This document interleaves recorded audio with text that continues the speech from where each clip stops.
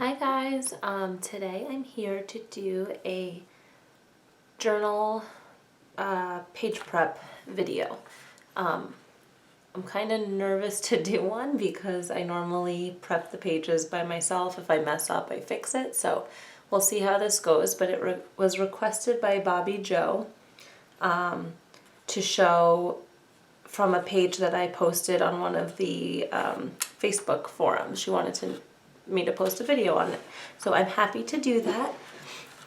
Before I get started, I actually wanted to mention to you guys something completely off topic and not Traveler's Notebook related at all. But I've been just so amazed by it that I wanted to mention it to you because I think we all love great skin. I got this little face brush. It has a little makeup on it. It's like stained right now.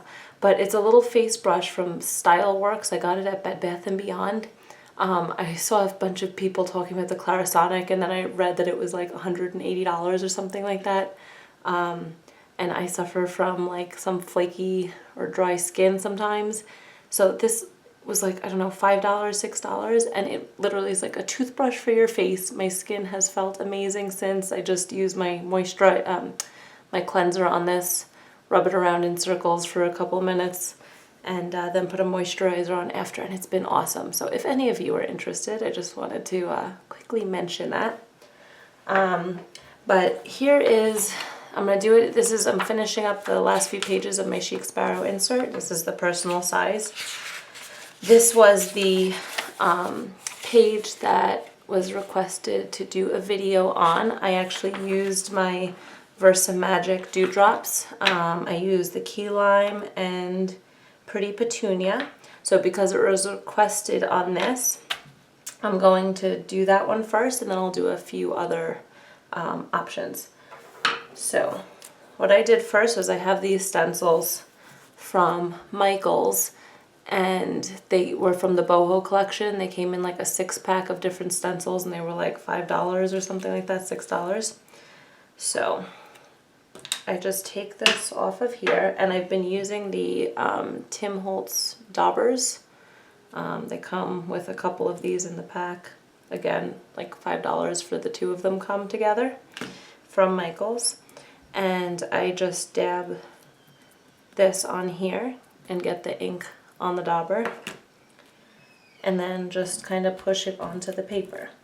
You'll see some like turquoise come up because I've been using these for the distress stains on other pages, but I think I'm going to do a different color over this time so I don't have two of the same page. But then if you remove it, I don't know if it's coming up that well, you can see it comes up with the stencil. And I actually like the turquoise in it. I think it looks cool. And you'll see in some of my other pages, like this one, I think that's the same stencil. I just did different colors down the page, and it kind of gave a cool rainbow effect. Let me do some more down here. I kind of tend to do corners of pages. I don't know why. But I also like how it looks. I'll do like a splotch in the middle of this one. And that's actually coming up with a lot of turquoise. But the lighter green color is the key lime color, and it's the chalk ink. Okay, there we go. So we have those down. Then I use this one, which is the flower stencil. I've been using the blues and greens on this one, and this just Velcros off. And then I have, you can see I use the Pretty Petunia on this one, and I have some orangish colors on this one.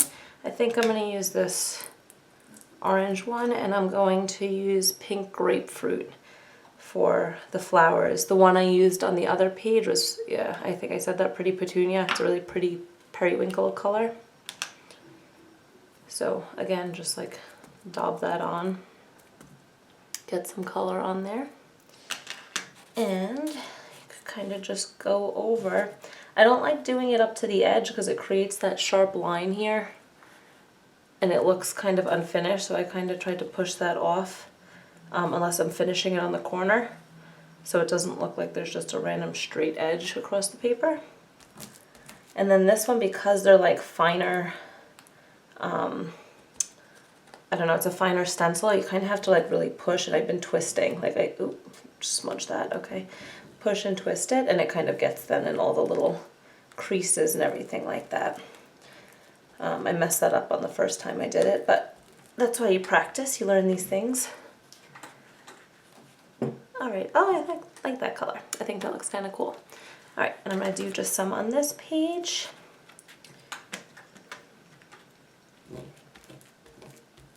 And again, sticking to the middle section so I don't have any harsh edges.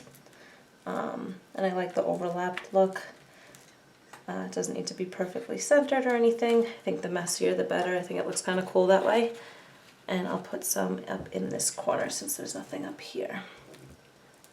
Oh, you can still see that. Okay. Let's see. There we go. All right, so then that's one way to prep the journal page. On my other pages, like I started the first day I got the stencils. I'm sure you can tell because I went stencil crazy. I did just a background of distress stains, like a border of them, and smudged them. And then I tried to do a stencil with, I have Copic opaque white, and I made it way too wet. That's why it didn't really show up there.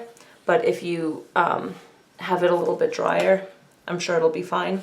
And I think I used it actually right here, and that was fine. The only thing I have to say about that is with the actual paint, and I'm not sure about acrylic paint. I don't know how that would work. I don't really have acrylic paint. When I use my fountain pen on it, it kind of clogs the nib a little bit. So the inks have been completely fine. The chalk inks to write on with my fountain pen, that's been completely fine. And I have a Lamy and a TWSBI. I've used Noodlers and a Pilot ink. And that's been fine, and the distress stains have been fine, and also watercolors are okay. Watercolors tend to bleed sometimes, like the ink kind of, I don't know, spreads out a little bit. But again, it's nothing really fancy, so it doesn't matter. But I didn't like writing on it. I think here I just wrote with like a Sharpie pen because I didn't like the way that it wrote, and it kind of clogged the nib on the actual paint. All right, so let's do some other prepping options here. Let's take, what is this? This is the, does it say the name anywhere? Tumbled glass. Okay, so we'll do like, just spread some out. That's like a really simple way to do a background, and I've done that before. For a lot of pages, just smear the color on and you're good to go. And actually yesterday I got some wine with my husband, and this came around the wine bottle. So I haven't used it yet, but I want to see if that'll make a stencil. So let's try it out. I think, why don't I use, I'm going to use the Distress Stain and Spiced Marmalade. I'm going to use it on the same orange thing. I know I probably should be washing these. It's probably going to mess up my daubers and inks and stuff, but I only use it for this kind of stuff anyway. So I don't really mind if the colors mix, if they're in the same color family. All right, so I'm just going to hold this down. I'm sure you could clip it down. It might stay a little better. And blot. And I don't really need to twist with this. I think if I twisted, it would probably go through the paper. Like, it would get under this because it's not really a stencil. It's just this wire stuff or plastic stuff. Oh, and that looks pretty cool, actually. I didn't think it would work that well, honestly, because it's kind of round. If you can see, it's like not flat like a stencil would be. So I thought it would kind of get under there and not make such a clean image. But I guess if you blot or dab it, it's probably fine. Okay, so that's pretty cool. All right, so that works. Random, I don't know, a couple of cents at a wine store. You could just cut that and use that as a stencil. Let's see what else we can do. Let me put, let me think, okay. All right, let me do some of these dots. Okay, these are just another Tim Holtz stencil. I don't know if you can see them. They're just literally dots. And I'll do maybe a darker blue. That'll look cool. This is peacock feathers. Let me find a dauber with blue stuff on it somewhere. Here. And I could put that one on this. And that's probably a little too much, but that's okay. And I'll just dab this. This I'm kind of doing turning motions again because it's those tinier spaces that you're trying to get the ink into. And there we go. So that gives a kind of cool effect.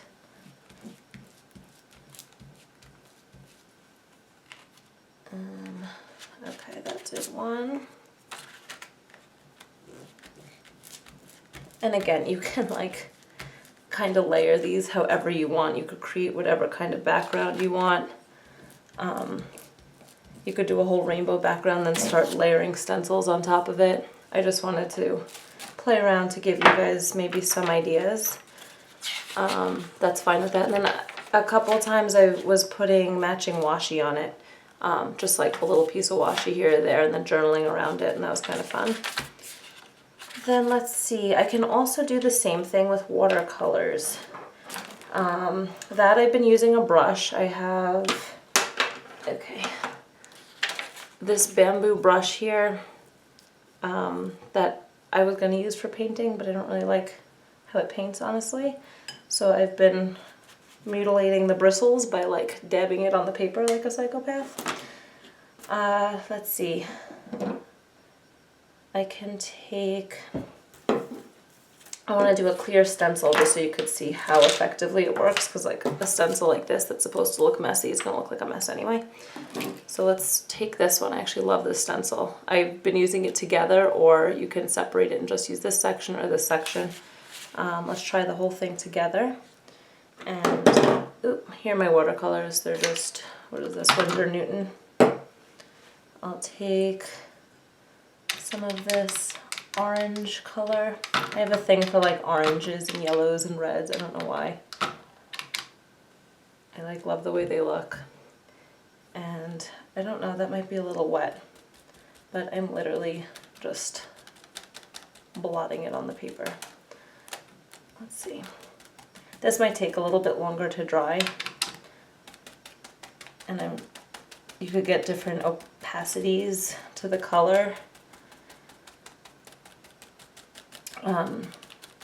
by how much you water it down, and also the stencil will show up a lot better if it's a lot less watered down, because then it doesn't bleed under the stencil, especially if you're lazy like me and just kind of hold it there. I'm sure you could get a better stencil if you tape it down or something like that. I'm sure there's better ways to do this. Let's see. All right, so yeah, as you can see, that kind of got underneath there because that was really wet here, but I don't mind. I think it still looks kind of cool. It gives it some texture. And let's do one more on top of it. I should wait for that to dry for it to kind of look better. Let me see. I can do, I'll use these dewdrops again because that's kind of fun. And these honestly work really well because they don't get too wet. It's just chalk ink. So I haven't had an issue with it getting under the stencil. These actually have been working awesome. I'll use the same stencil and I'll just do it here and dab that on like that. I don't know how that's gonna look. Okay, so see there I used the edge and you could see it's a straight edge. I don't really like that so much. So I'll just like blend that up a little more. There we go. All right, so that looks kind of interesting. And one last thing before I do just like a random smear, which Jennifer Harvey had on her channel, which I got the idea from her. These are embossing plates or folders, they're called embossing folders. And I didn't find stencils the first time I went to AC Moore, so I bought these. And I'm like, well, I could smear something on it and press it on. And it actually worked kind of fine. So there's the indented side like this, that it's like the fine lines that you could put the stencil on, and then here's the big spots that stick up. So you have two sections to this, so you could potentially use both.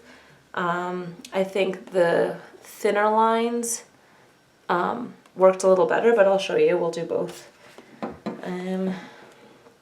I'll do this peacock feathers again, and I'm literally just painting it on, daubing it on here. And this is like a really slick plastic. I honestly have no idea how to use these. I'm sure they're pretty cool if you know how to do it, and I could have looked that up. But for now, they're my stencils. Okay, so I'm going to try it in this corner here, and I'm just going to push it down. And this isn't going to be as neat as a normal stencil because, I don't know if you could see it, it shows up in dots. There we go. It shows up in, like, it pools. I don't know if you could see. Okay, it shows up in dots on the actual plastic because it's a slick plastic. It's not meant to, it's not like a stamp. Okay, so then there's that side, and I'm going to also do it on the flat side. So again, just dab it on. Let's see. And I'll do that over here. Oh, I kind of smeared that. That might not come out so nice. We'll see. And just kind of push. I don't know if we're in frame. And you could see it's not like perfectly even because, again, this is not a stamp. And that one didn't come out. That was nice. Yeah, so I think that the thinner lines work a little better. But these are only a couple of dollars. They're like $2 or something like that. So it's fun. It's fine to add some texture. And I'm going to be really lazy and just blot that so I could turn the page and show you guys the next thing. Alright, so the last thing, and something I actually love doing, I think it's really fun to watch it smear. This is just a clear, this is from, I don't know, what was this from? The like journaling cards that you get at Michael's. They're with these clear vellum pieces. You could get any clear piece of anything. I've even used plastic bags like Jennifer Harvey showed in her video, and that works awesome also. So I'm going to take just a few colors that I want to mix together. Let me see, I'm going to use mustard seed and literally just daub it. Take some spiced marmalade, and let's do some picked raspberry. And let's just try that for now. So you have it. Wait, you know what? I'm going to do some more over here so it fills the page a little better. No rhyme or reason, just completely random. And alright, so now that you have that, you're going to literally flip it onto your page, take it like that, and smear it down. And then that gives like a really cool kind of watercolory effect. And the more you smear it with colors that work together, I've never taken art classes, or I'm not an art major or anything like that. I think there are certain colors you can use something about a color wheel across from each other maybe. On the color wheel that work, the one or next to each other, the ones across from each other make mud. But yeah, I don't really know about that. But I just pick colors that I think would look cool together. And then smear them on the page. And that's what you get. And you could make it as marbleized, as mixed as you want, and that's also a lot of fun. And then you could also layer some stencils on top of that if you wanted to. So I hope that helps some of you out with prepping your blank pages. And if you have any questions or would like to know anything else about it, or anything that I used or anything like that, just leave a comment down below and I'll be more than happy to help you. So anyway, I hope that was helpful, and I will see you guys in my next video. Have a good night. Bye.